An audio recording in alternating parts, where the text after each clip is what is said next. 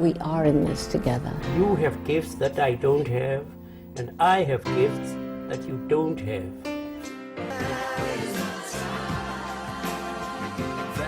That we must see. Now is the time, because it's when we all get together that we will make the changes that we must make. We are the world. Welcome to Malcolm and We, heard exclusively on malcolmpresents.com, a streaming network creating shows that you would not see any place else in the world or on Earth. You might see it if we go to outer space, but anyway, enough of this levity. Yana, introduce our guest. She's basically the MC. Introduce our guest. Yes, thank you, Malcolm. Hello, everyone. Amory B. Thomas Brown is an amazing woman and a new friend. And she has many credentials after her name, which still doesn't even begin to describe her positive presence on this earth. But here's a start. She is a writer and author, an educator, a certified doula, and a certified Reiki master. As I said, just to start, I would say she represents the divine feminine. Welcome, Amory.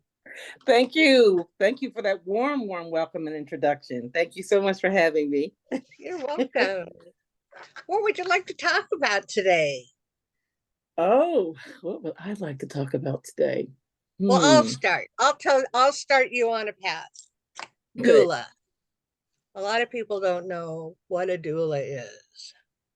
Okay, so when a woman is going to deliver a baby, she might choose to have an assistant besides the doctor and the nurse. This is someone that comes in to support her and the baby, and a lot of times excuse me, and the husband. And the husband. I know. I was there for both of my sons' birth. Yeah, I know. You're superfluous. Of course, I was no help because I had my camera. Okay, so that's why she might have had the help of a doula then, because you know right, because he's no help at that point. Exactly. So anyway, the doula she's there in service to the mother. Excuse me, I cut the umbilical cord. Why, thank you, Malcolm. And I never knew. We all appreciate your gift. I never knew that the umbilical cord was so rubbery. It's hard to cut. Yeah, I hope you were strong enough to do that. Before or after I fainted? No, I'm kidding. Go ahead. Okay, so I kind of get the gist now. It's hard to stay straight. I'm like, where was I now? You said the biblical cord to be rubber. A doula is there to support the mother. The mother, yes, she is there during labor. She's there to support, and prior to that, to assist her with what kind of birth she's wanting to have, and to kind of help that experience be as close to what the mother wants as much as she can, because we know once you introduce labor, well, sometimes it just all goes to plans go Hades in a handbasket, right? So and I want to interject though, although I'm certified as a birth doula, I also do service as a death doula. And so in doing that type of work where you're actually there to support the person transitioning out, right? And so I have found that since being certified, that more of my work is done in support of those who are transitioning out. And so to honor that work that I do, I chose to now call myself a breath doula, because I support the breath coming in and I support the breath going out, as well as in my work here, I support those who are breathing. So I figured that calling myself a breath doula will incorporate all the work that I do. So I'm here to serve the breath in humanity.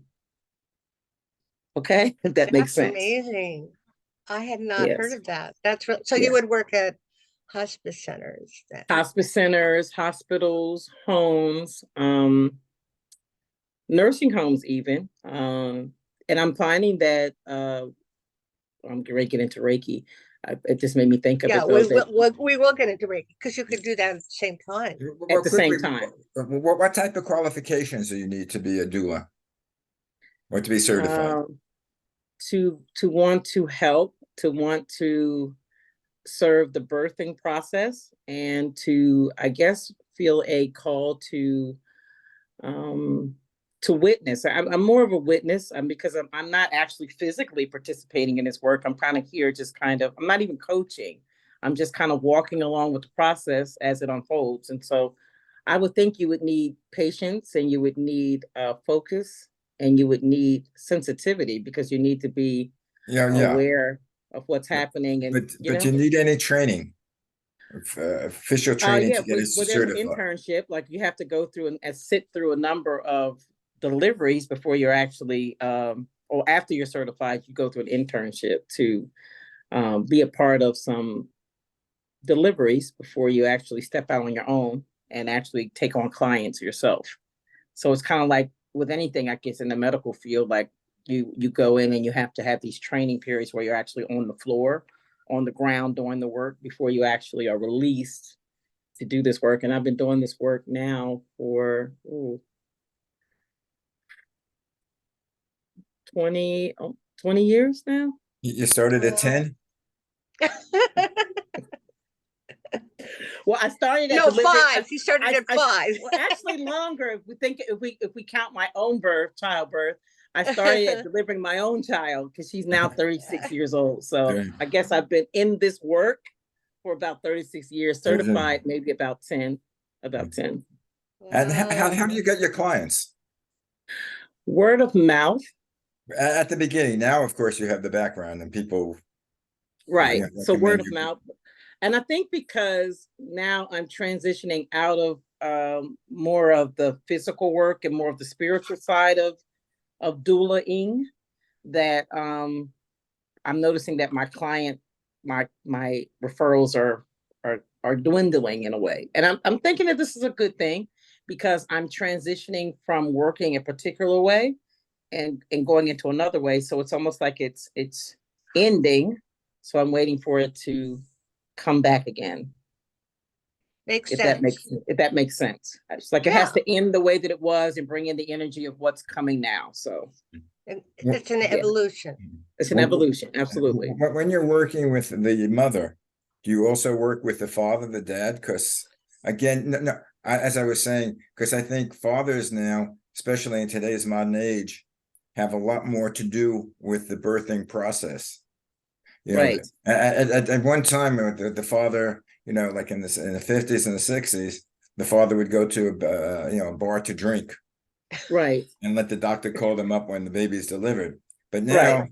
the father's in the delivery room, and he's been trained all along, with the birthing process, to hold the mother and say, push, push, push. I went through the whole thing where we did that whole birthing thing.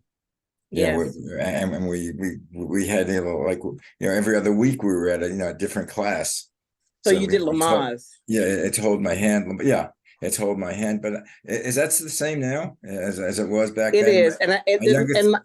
And to your point, Malcolm, things have evolved. And so now the father is more involved with that process. It used to be a time where this was women's work, right? And so he kind of just kind of folded into the background until the birth actually happened. So yes, it is more of a couples thing, be it the father or whoever the supporting partner is, because there are partners that are same-sex partners too that are involved in this process. And so it's just whoever that supporting person is that's wanting to be involved, it's a matter of walking with them both, because they're actually in the room and they're wanting to be more than just present for the delivery. They're wanting to participate. And so again, for me as a doula, it's more the soft part of it, though, because you still have the midwife that's involved with that process, right? Because if you choose to do a home birth, there's a midwife that actually does that work. A doula still assists with that. So the midwife would be more like the doctor, and the doula would be more like the nurse. And so it's like and it's still again led by the mother.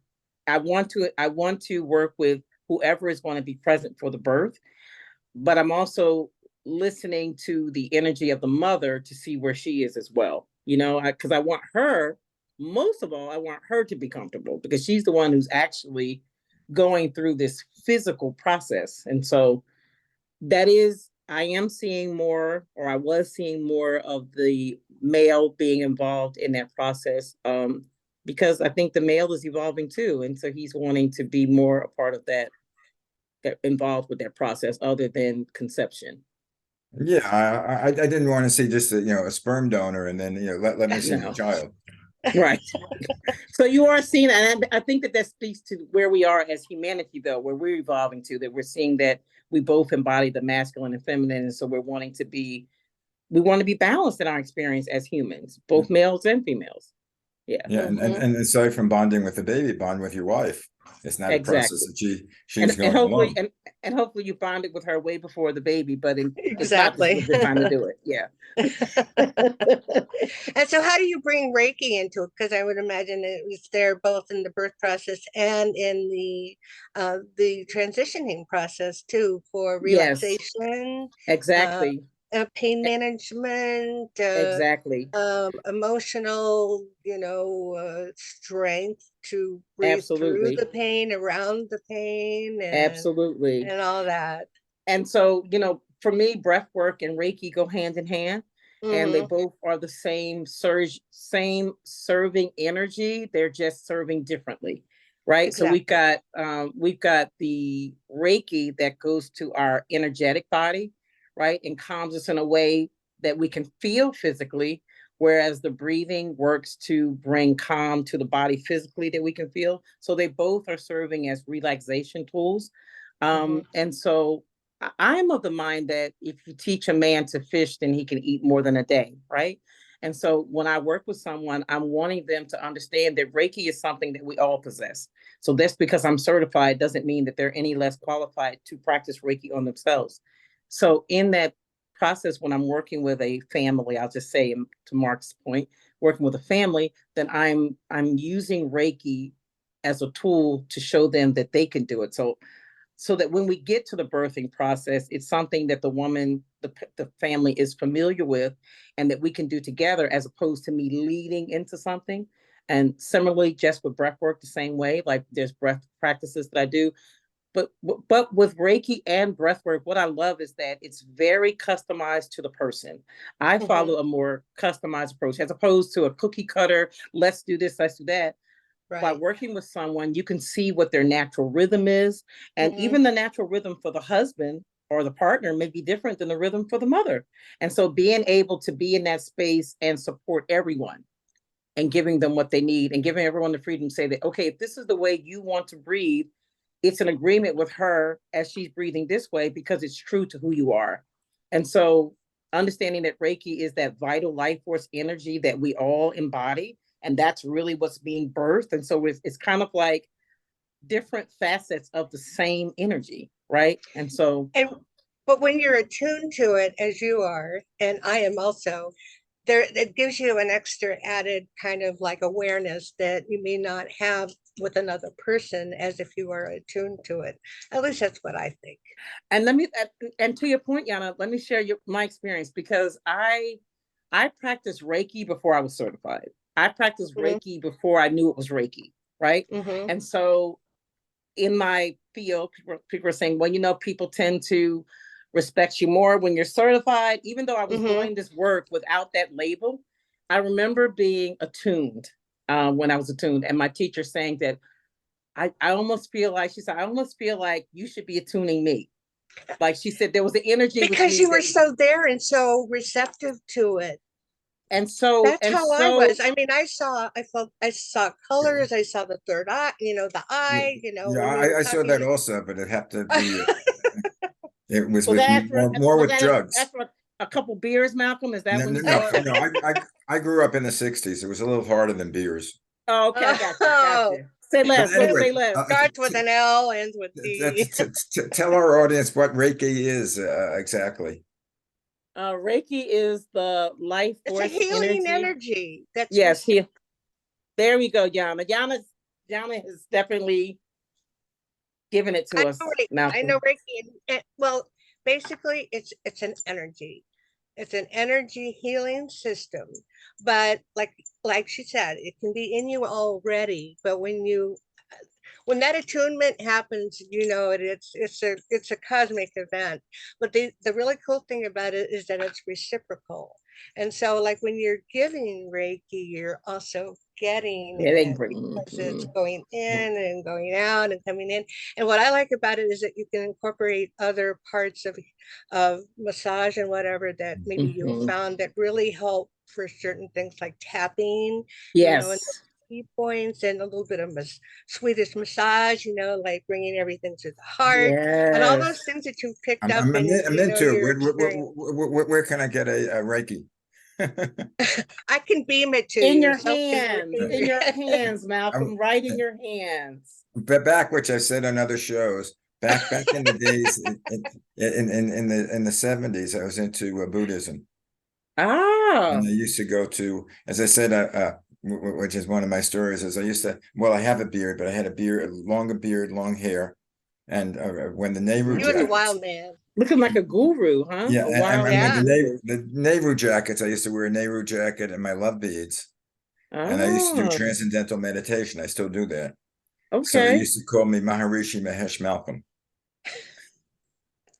But part of that inner Reiki thing was we used to go to the I remember it was Swami Satchidananda. We used to go a lot of lectures with him in Manhattan. And basically what you would do is you before the lecture you would sit down and you do the Om Shanti.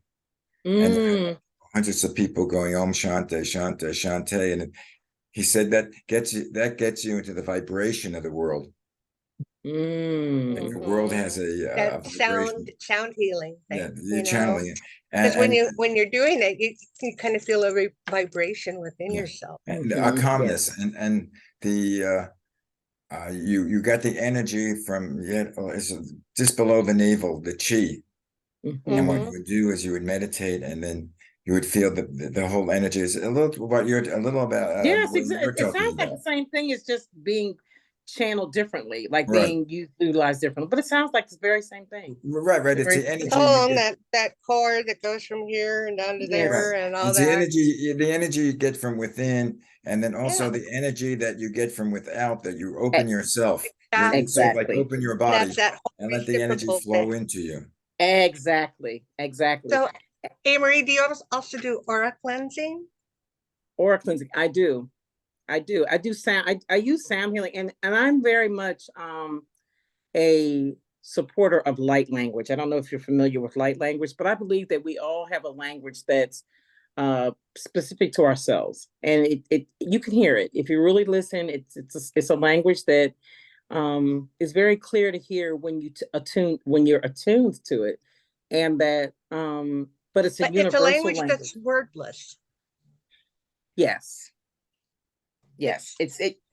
You know, it was interesting. I was so curious. In my former life, I used to be so analytical. I used to work for Home Depot as a financial operations uh-huh. supervisor. It's So completely different.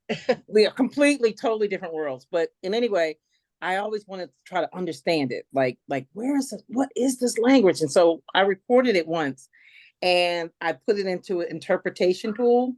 Uh-huh. It pulled up so many different countries, and it reminded Wow. me of that scripture that talks about them being in the upper room and them speaking different languages, but everybody Languages, understood in the different tongues, yeah, all at different tongues. once. And so for me, when I release my tongue to just allow it, it's all these different utterances and sounds that you would hear in all different kinds of languages and countries. And that's just amazing to me Do you that see color? I do see color. I do see Not color. And everybody does. I tend to see I went through this experience recently where I was seeing gold, and that was different for me. I usually see blues and greens and purples like regularly greens, but I saw gold. I'm like, what Mm. is this coming through? And when Mm. it came through, and two words that came through were Iya Oye. So I looked up Iya. Iya is Hebrew for I am. Mm. And Oye is the God that is. And it just I blew am the me God that away. is. The God that is. I am the God that God is. that is. And I Wow. remember my grandson, he was with me, he's 10 now, and he witnessed the whole thing. And he couldn't even speak. It was just, you could feel this presence, it was just like, it was like, it just laid on you like a blanket. And it was just, and all I could do was weep, and the sound was coming, and I wrote it down. I'm like, this has to mean something. And it was, I am the God that is. And it felt consuming at the same time too. I could feel this fire just coming up and coming down. And I'm just like, oh my God, I'm going to be evaporated if I stay like this. So it was like, and I use crystals and the pendulum. So something just said, get the pendulum. I got the pendulum, and it's just like, whipping Wow. all around like 360 degrees. And then it's just like, once I close my mouth, boom, it would stop, just stand still. As soon as I opened my mouth, it would start back up. So I'm like, whatever that force was that came through me was something different than what I've ever experienced in my life. Wow. Do you work with people on trying to get their energy flowing again, or how on a practical level, what do you do as a Reiki? So on a practical level, because the work I do is I like to call it remembrance work, because I feel that sometimes we come into this dimension and we get this necessary amnesia, like we forget where we come from. And so I feel that the work that I do is about bringing us back to that point just before conception, even like bringing us back. I know it sounds crazy, but so here's your birth date. Here's 3 months before you were born, right? So I kind of go back to that time frame and look at some world events that happened. Have you have conversations with people that were living during that time, and maybe talk about some of those events, because you know that wherever you put your attention, your energy goes. So even though if you physically haven't been in a place, energy never dies. It doesn't get recreated. Energy is. And so that there's a way for you to put your energy to a place that you've never been and still pick up the frequency of that. And so I do that work on the front end with a person while I work with them about their experience, their human experience. So it's different kind of work that I do. But it's and I use the Reiki for that, because Reiki is able to bring that into that oneness place. Now we've got these events that happened before I even knew myself, but I also have this physical experience that I'm having now. And to be able to allow source and spirit to bring all those things into a balanced unity. Well, did you believe in reincarnation? That sounds like what we're talking about. I believe that energy is. I hesitate to put labels on things, because I think once I do that, then it's limiting me to the energy of whatever goes with that. So in a sense, yes, but in another sense, no. Like I just believe that Other dimensions of other dimensions. Let's say that. Yes, Yana, other dimensions. And I believe those dimensions are always present. So whether we're aware of them or we not, may they're not present. see it, but it doesn't mean it's not existing. Like, and to Malcolm, to make it something more practical, when people like, people use this thing like astral projecting and astral planning. I'm like, we astral plane every time we go to sleep. We leave this Yeah. body. We leave this We dimension dream. every time. We Yeah. dream. And so dreaming is a place. It's not Yes. it's a place. And so actually we have all astral projected. We do And it you can every time. analyze it, but you can also just So I like to kind of, because I know that sometimes I can be out there to bring it more in so people can relate. Like when you go to sleep, you're astral projecting. Yeah. In a very basic way. Or astral traveling. Astral traveling, you can do that, as you're sleeping, because I believe that when we go to sleep, we actually, and here's the other thing for me, I don't believe that the soul is inside the body. I believe the body is inside the soul. So that when you leave this physical dimension, you're into what you already are. Yeah. Right. And so I try to like, okay, we understand it as we possess a soul. How about we look at it a different way and see what kind of experience we can have from that? And that's the work that I do, and use Reiki and breath work around remembrance. Because what I'm finding is that when people are able to go back to that time before they were born and connect with that energy that's whole, that's powerful, that's perfect, it allows them to be able to observe their human experience in a way that is not so harmful. So you're looking at yourself as not necessarily having a shell, a body shell, but you as their inner you, whether you call it a soul or whatever, but you're there. And so do some of your clients have a hard time getting to that stage? So I kind of handle it like I handle it in stages, just like you do a birth. The first Yeah. 3 months is the introduction. The Uh-huh. middle months is like we're trying to form a new perception, and then the last 3 months are integration, Making it and real. making it real, right? And so I know that I'm going to work, but the main thing is that for me to work with someone, they have to already be willing. I'm not here to make you believe something. You're not going to change them or like alter them, and they're going to become like wackos or anything. But they just have to have a certain kind of openness, open-mindedness to be able to just like put aside preconceptions and whatever to try this. Yana, that's the prerequisite. And so because that's one reason why I go by word of mouth. Because if someone has worked with me, then they say, listen, then I think it would be good. See, so they can say to their more wary friends, oh, you are not going to believe this, and something like that. And that's how it happens. They say, oh my God, you won't believe this. So I want to share this because, and I hope that she sees this later on without saying her name. But this one sister, she was my thing is you have to be willing to detach. We're very attached. We come into this dimension and we get very attached with our name, our family, and so forth, our culture. But you have to be willing to suspend that and detach, right? Suspend your disbelief, just like if you watch a fantasy movie, just like put aside, well, that couldn't really happen in real life, just put that away. Just for now. For a little bit. I'm not asking you to keep it. Just for now, let's keep it away. So if you're willing to detach from your experience, from your parents, trauma becomes a lesson. Then you can say, you're trying to say that what I went through was not impactful. Not at all. I'm saying that it's hurt you. You continue to be harmed by this experience. How about let's possibly see it a different way? So for me, it's an opportunity. So if you can see yourself as a whole being and observe your fragmentation, it's a beautiful healing experience. And so that's what happened with this person. Her father wasn't present for her in her life early on, but in her life purpose, because I use numerology and human design, in her life purpose, she saw that she was here to establish foundations. Sometimes the absence of the thing that you are is what is the tool that you need. I said, so can you see how your father served you in not being stable in your life? Well, because she still wanted to blame him. I'm offended by what you're saying. Of course, she's going to be offended because she's looking at it from her 3D perspective. So fast forward to August. It's a learning experience as a lesson to see it that way. And so when she was able to suspend that and detach, wow, she's just like, oh my God, I see it. Now the lesson comes forward of her father.